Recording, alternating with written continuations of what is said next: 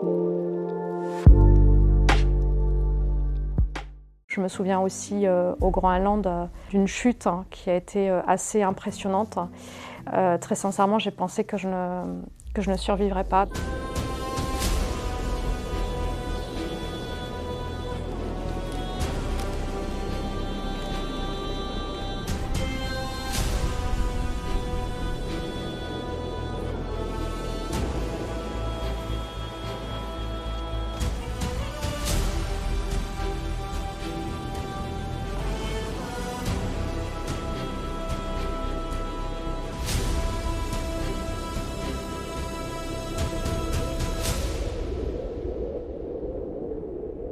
Bonjour, je suis Stéphanie Giquel, je suis sportive de haut niveau et sportive de l'extrême.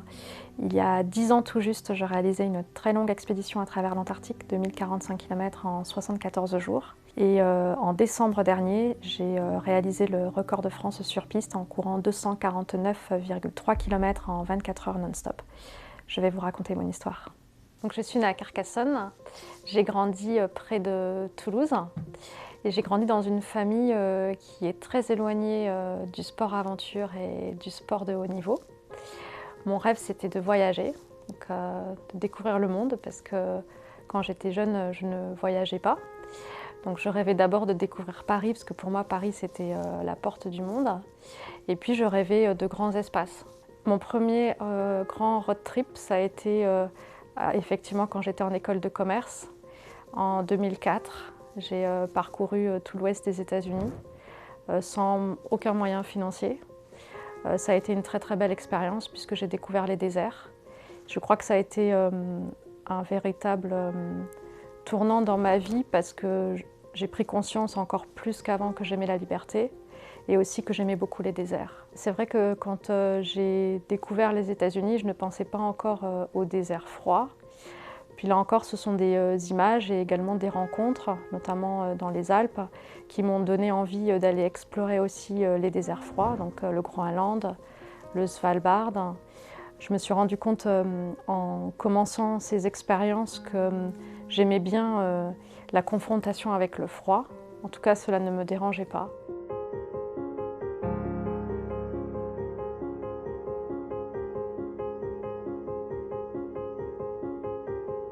Et après, ça m'a donné envie d'aller plus loin, donc d'aller au pôle Nord. J'ai couru un marathon. C'est un marathon qui est très différent d'un marathon sur route parce qu'on court sur la neige. C'est particulier, après on peut s'y préparer. Je me suis beaucoup préparée en chambre de cryothérapie. Donc j'ai beaucoup couru dans le froid aussi pour adapter la respiration, pour être plus à l'aise, adapter aussi mon alimentation, faire attention à l'hydratation. Il faut savoir que l'eau gèle, donc il faut aussi savoir gérer cet aspect-là. Ça a été une très très belle expérience, j'en garde vraiment de très très bons souvenirs. Et ça m'a donné envie d'aller plus loin, notamment aussi en Antarctique. Enfin, j'y étais déjà allée auparavant, mais j'ai eu envie ensuite d'y réaliser une très longue expédition. Mais il faut savoir que c'est un long cheminement, c'est-à-dire qu'il y a eu des expéditions plus courtes en amont, que ce soit au Groenland ou au Svalbard, qui m'ont donné envie à un moment donné de pousser les curseurs un peu plus loin et dû rester plus longtemps dans un environnement de très grand froid.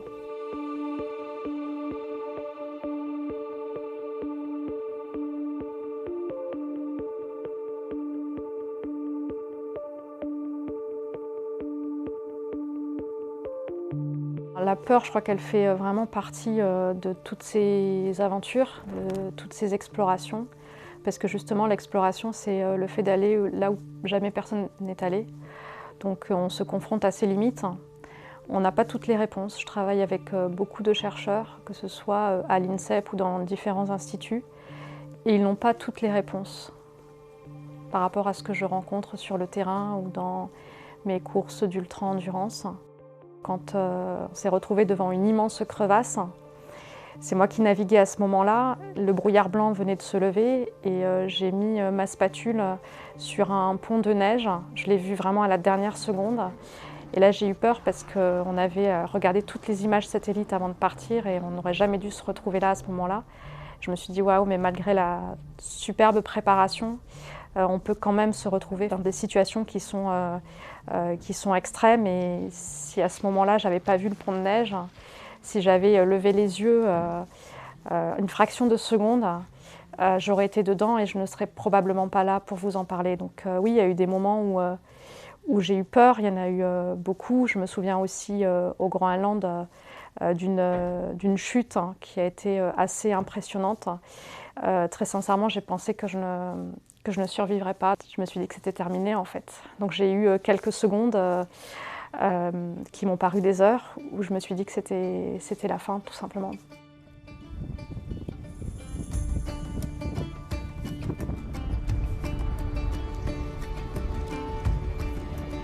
Après, il y a aussi tout l'aspect météo. Donc, tous les jours durant l'expédition, on était en contact avec une base qui nous donnait des informations sur la météo et notamment sur le risque de vent katabatique. Ça, c'était pour les moments où on était proche des côtes, mais aussi sur le brouillard blanc. Il faut savoir que quand il y a du brouillard blanc qui nous envahit, cela a un impact sur la progression puisqu'on ne voit plus le bout de ses spatules et on n'a plus aucun élément dans l'espace pour pouvoir s'orienter. Donc on est obligé de regarder la boussole en permanence, donc on va très très lentement. Sinon le risque c'est de faire demi-tour. Il faut savoir aussi que quand il y a du brouillard blanc, s'il nous arrive quelque chose, aucun bimoteur ne peut venir nous secourir à ce moment-là. Donc il y a quand même pas mal d'impact en termes météo.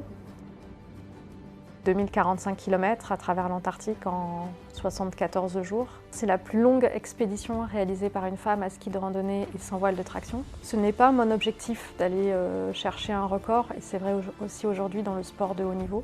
Ce que j'aime en fait, c'est être la meilleure version de moi-même. Donc c'est aller au maximum de là où je peux aller.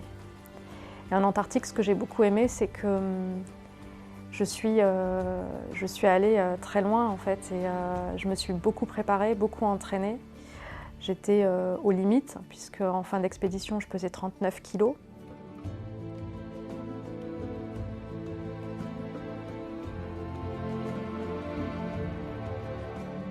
C'est clair que je me suis sentie beaucoup plus libre. J'ai senti aussi une très grande plénitude à la fin de cette expédition parce que j'étais allée au bout de mon projet, parce que il y a une forme de liberté parce qu'on apprend à remarquer les détails dans le désert. Je trouve ça extrêmement intéressant. Les couleurs ne sont jamais les mêmes, le blanc n'est jamais complètement le même que celui qu'on a vu la veille. Les vagues de glace, évidemment, ce ne sont jamais les mêmes. Ce sont des sculptures, elles sont absolument magnifiques. Les nuages ne sont jamais les mêmes, on les regarde alors que dans la vie quotidienne, on ne les regarde pas. J'ai pris conscience qu'on pouvait faire corps avec l'environnement.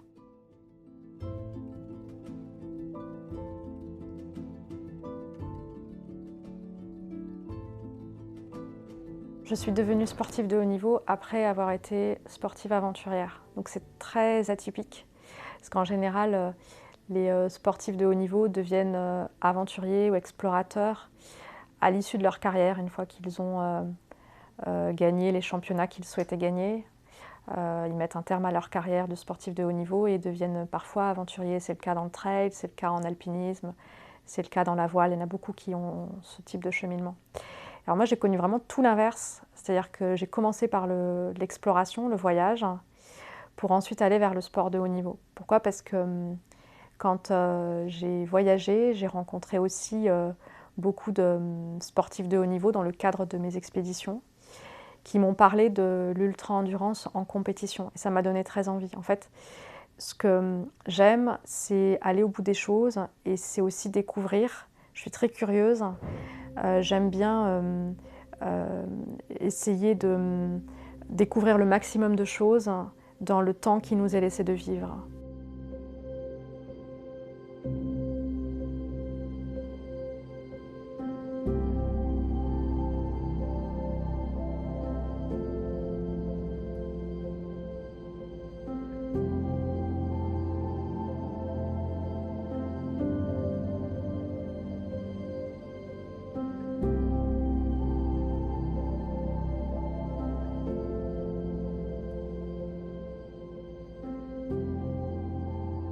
J'ai couru à Phoenix autour d'une piste d'athlétisme lors d'un meeting qui réunissait les meilleurs athlètes mondiaux en ultra-endurance. Et à Phoenix, c'était ma première expérience intégralement sur piste durant 24 heures. Donc j'ai couru 249,3 km en 24 heures non-stop. C'est-à-dire que je cours tout le temps, hormis quelques arrêts toilettes. C'est aujourd'hui le nouveau record de France sur piste en ultra-endurance.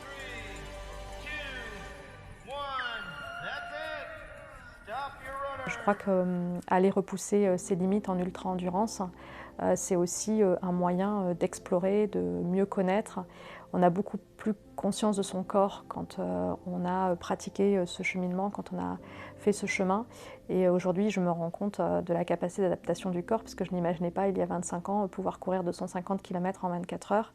Et aujourd'hui, à la fin d'une telle course, je n'ai presque pas de douleur, parce que justement je suis très très bien préparée et parce qu'il y a eu un cheminement et plusieurs années de chemin de grande randonnée, de sorties longues, d'ultra endurance qui ont forgé cette capacité d'adaptation, et c'est de cela dont je veux parler aussi au grand public, parce que bien souvent on n'en a pas conscience et on passe un peu à côté de son potentiel, voire de la vie, si on n'a pas conscience de cela. Donc pour moi, ça me permet aussi de passer des messages, et ce sont des messages qui me semblent importants pour être plus performant, plus heureux, en meilleure santé, et aussi pour aller vers un monde plus durable, je pense. Là, j'ai pour objectif d'améliorer le record du monde en ultra-endurance. Donc là, ce serait de courir 270 km en 24 heures. Quand je suis dans un cheminement, j'ai envie d'aller au bout des choses. Je ne peux pas abandonner tant que je n'ai pas corrigé les erreurs qui ont été faites, tant que je ne suis pas allée chercher chaque marge que je pense avoir sur tout plein de domaines. J'ai envie de rester sur ce cheminement tant que je n'ai pas répondu à toutes les questions que je me pose. Donc c'est ça qui me plaît. Et après, je partirai peut-être ailleurs.